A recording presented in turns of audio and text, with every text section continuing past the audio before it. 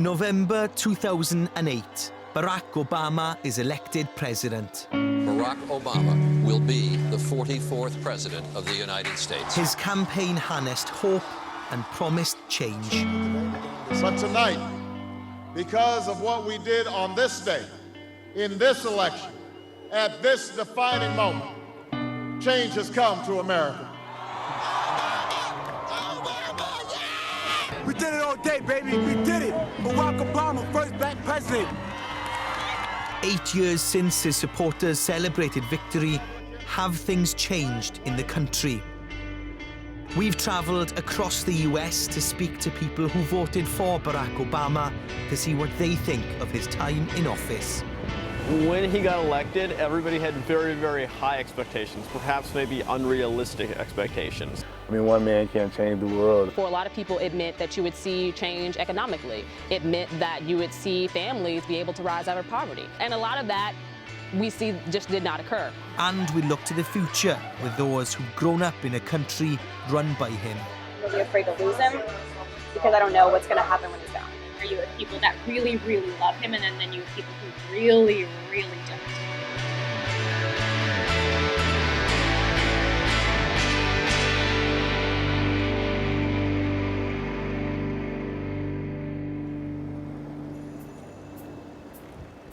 For Californian Rico Coleman, 2008 would be a year that changed his life forever. I had just joined the military because there was a lot of fierce nationalism still over what happened with 9/11. That was the first time I had ever voted. I remember sitting around hoping that Barack Obama was going to get in because he was really young, he was very charismatic, and he looked like he was probably the smartest person in the room. But on election day itself, Rico had other things on his mind. I was getting ready to deploy to Afghanistan. So I wasn't able to go and to really share in that moment with everybody else. I don't remember exactly where I was. I think I might have been in Germany or Kuwait at the time. So there wasn't really a huge celebration. I was kind of like, yes. But back here, everyone was going nuts. Hansberry is in the Auburn-Gresham community, and Auburn-Gresham is a community that means a lot to the city of Chicago. One of those was Amisha. She lives in Chicago and works as a school administrator in the south side of the city. I grew up in a community where I told people as a kid I wanted to be president, and they pointed me to a map that had a picture of all the presidents we had in the past and said we would never have an African-American president. I had an immediate flashback to that time, and I honestly wanted to find that teacher and let her know you were wrong. I, Barack Hussein Obama, do solemnly swear. Looking back on it, I think that I could not cast a vote from here on out that will be as momentous or as meaningful for me on a personal level as that one was. And will, to the best of my ability, preserve, protect, and defend. I was working a night shift, so we were over in the Fifth Fleet area, so Arabian, Persian Gulf area. Navy veteran Emmanuel Joseph watched history unfold whilst serving on a warship. And I'll never forget the image when it popped up. It was a picture of the president, or then Senator Obama, with the flag waving in the background, some cheesy background with fireworks going off in the back, and it said, the 44th president. I just jumped up, started screaming and hollering. Everybody looked at me like I was crazy, and eventually they looked over at the TV and seen what was going on. And I mean, it just felt like I was invincible. I got a stern talking to afterwards, so I guess I wasn't that invincible. Barack Obama's promised changes to the healthcare system and his handling of the economic crisis are often seen as the most important things he's done, whether people agreed with him or not. But since 2008, other issues have divided the nation.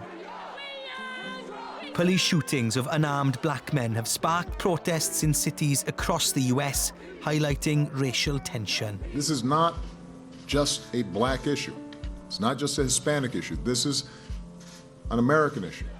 Emmanuel grew up on the south side of Chicago and has seen the relationship between police and young black people close up. Until people's hearts and minds change about how they view African Americans in this country and their role, it's going to be a difficult thing to overcome. And I think I mean, having a black president does change it. So, I mean, they don't automatically assume that I'm a criminal or I'm up to no good. I could be the future president.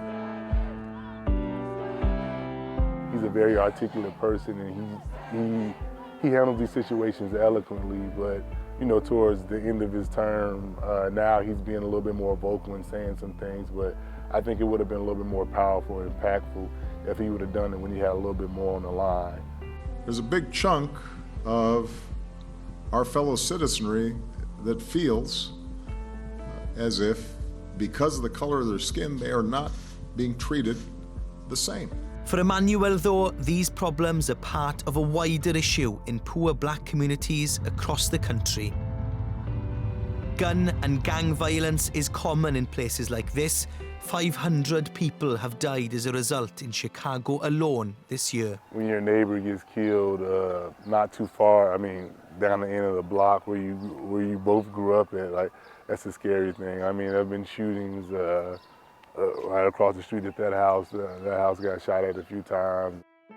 A lot of people I grew up with aren't living anymore, are serving 20, 30 years in prison. I mean, I'm guilty of it myself. I've been riding around in cars with people I probably shouldn't have been riding around with, and if we would have got pulled over, I wasn't doing anything wrong, and I wasn't participating in any activities, but, you know, one African American in the car with drugs equals 4 African Americans in the car with drugs.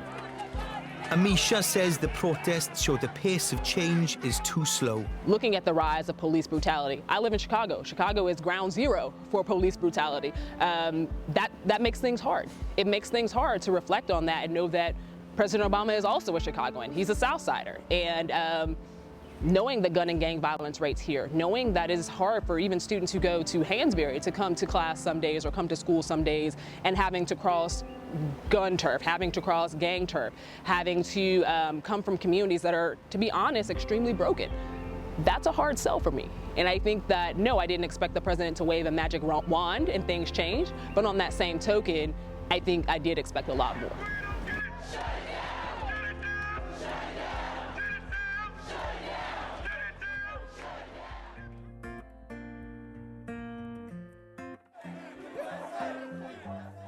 But as well as protests, there has been celebration. This is awesome! That gay marriage is now legal in the whole country. I'm so excited. Amazing, we made it a long time. Last year, the highest court in America ruled that same-sex marriage was legal nationwide. Well, let's see now. I am a young gay person of color, and so things have been working pretty well for me. I love Barack Obama. Everything he's been pushing, it's worked out great for me. Well, let's see now. We got the gay rights movement has finally been able to go to achieve, like, I'd say a good 80% of what we wanted to go and do. We've got marriage. There's a lot more acceptance of the LGBT community as a whole. Things are working out pretty well. You know, it's the new normal. Now, for, you know, people say, oh, I'm gay, like, oh, whatever. You know, you wouldn't have had that 8 years ago. People were like, what? The fight for equality continues, but we're a giant leap closer to it today. It's a proud day to be an American and understand that the highest court in our land has validated our relationship. Today, we can say, in no uncertain terms, that we've made our union a little more perfect. But did Barack Obama's focus on LGBT rights mean a lack of progress on race relations? I think that this president and this administration has worked very diligently in the LGBT community, and I'm a huge supporter of the work that's been done there. But I also think that that presupposed and kind of took over a lot of the other policy goals and initiatives he was working towards in the beginning. And I think that LGBT rights were an easier win for the president, partially because of the era we are actually in now. It is high time for LGBT rights to get their due. In addition to that, the LGBT lobby is very large, very influential, and very monetary. And I don't expect, and I didn't expect him to come in and change all things at once. That was one area where I think he fell short.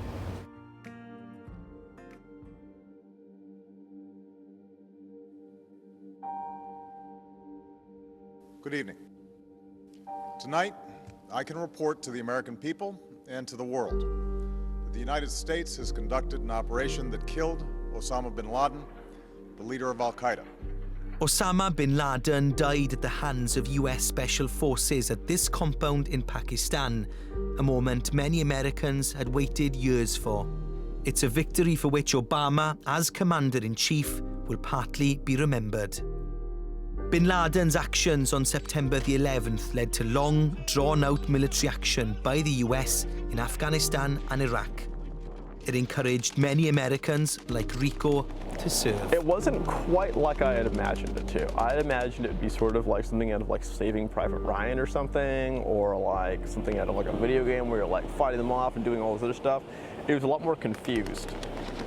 I'd say 2 out of the 4 firefights I've been in, I've been wearing sandals. We're running around and we're like, well, who's shooting at us? What tower is being attacked? Blah, blah, blah. Nobody really knows what's going on. People are running around all over the place, grabbing various weapons of various sorts. Like the person who randomly was like dual wielding pistols for some reason and like, ah!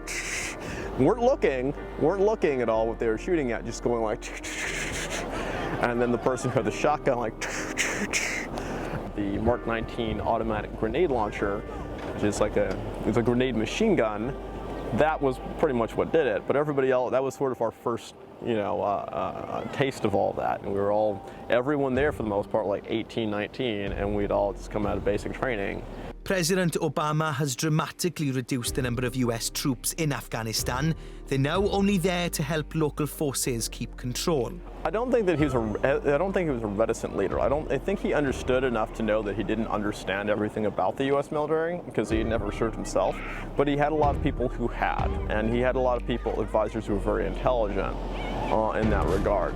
But I think he also realized that when you're digging yourself into a hole, the first way to go and stop getting deeper is to stop doing that and then try and climb out of it. And it kind of stung a lot of people because they were sitting there and they're saying, oh, okay, well, why did we lose this? Because Barack Obama already cut and run. Da, da, da. No, we lost it because it was lost the minute we went in there. So going to Afghanistan and sort of going and putting your life on the line and everything else like that, it was worth it to me personally.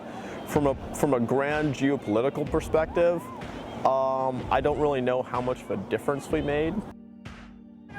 His foreign policy has faced criticism, a lack of strategy to tackle ISIS, allowing the war in Syria to continue, and a failure to close the military prison at Guantanamo Bay. The previous administration was very, I would say, aggressive in their policing of the world and how they handled things. The president, sometimes to his detriment, wanted to go through the appropriate process and make sure he wasn't being heavy-handed. So a lot of people say he led from behind, but I think he gave other people opportunity to take ownership. So I think he did a really good job of trying to engage other foreign leaders to say, hey, this is not only our issue, this is everybody's issue, and we need your support. More than 2,000 US soldiers have been killed in Afghanistan since 2001. Rico's colleague, Staff Sergeant Thomas Fogarty, was one of them. He'd only been there for about 2 weeks. He actually was a late deployer. He'd been there, he got there, I'd say near the middle of our deployment. He was there for 2 weeks, and then he got blown up in an IED. And he had some little kids. I don't know, I'm still processing it.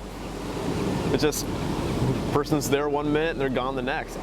You take your personal victories where you can, and you take your personal losses where they end up. But as far as foreign policy, I don't necessarily think that we would have been able to go do better under anybody else.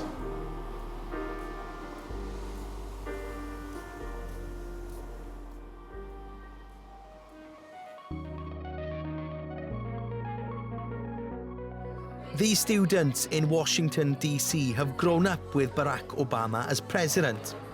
For most of them, he's the only president they really remember. And as America prepares to elect its next leader, some of them will be voting for the first time. It's been really cool to have a Democratic president and an African-American president was obviously a huge part of that. It's been great, but there have been, ups and downs. There's still so many more issues when it comes to LGBTQ rights, when it comes to ingrained racism, and when it comes to ingrained sexism in our society that we need to keep moving forward for. It's cool because I think I'm part of a generation that doesn't know much other than him. So it's kind of awesome that like my formative years have been years with a black president. 2016 is a little bit of a scary year so far, and I think it's scaring a lot of people. And like people have legitimate reasons to be afraid. Like terrorism is scary, and like mass shootings are scary, and it's really difficult. And I'm really afraid to lose him because I don't know what's going to happen when he's gone. It makes me feel proud. It makes me feel proud as an American. It makes me feel proud as a Democrat that my president and my party has really supported me in who I am and who I love, and it doesn't really matter.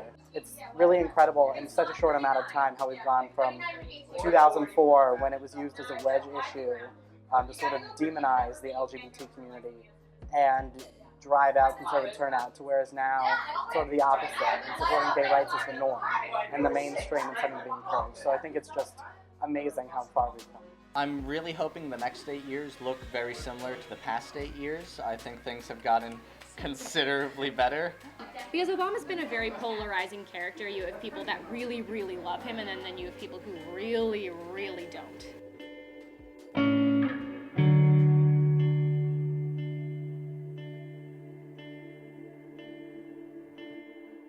Because the president has been able to elevate the discussion, has been able to make people uncomfortable. And I think that sometimes you have to make people uncomfortable to get to a certain length of change. That in and of itself has been something that I think he can hang his hat on, and something that as an African American, as a Chicagoan, I'm proud of. I have a 6-year-old daughter, and I think when she goes back to school next year and she begins to learn about the president, she's going to think something extremely odd about the fact of, you know, this one guy looks like her and everybody the past 43 didn't. It feels very different to me because when I was growing up, you know, you had a couple of black actors and that was it. Nobody talked about undocumented immigrants. Nobody talked about LGBT people as like individuals or as like equals or anything else like that. Well, now it's completely different. Things are completely different.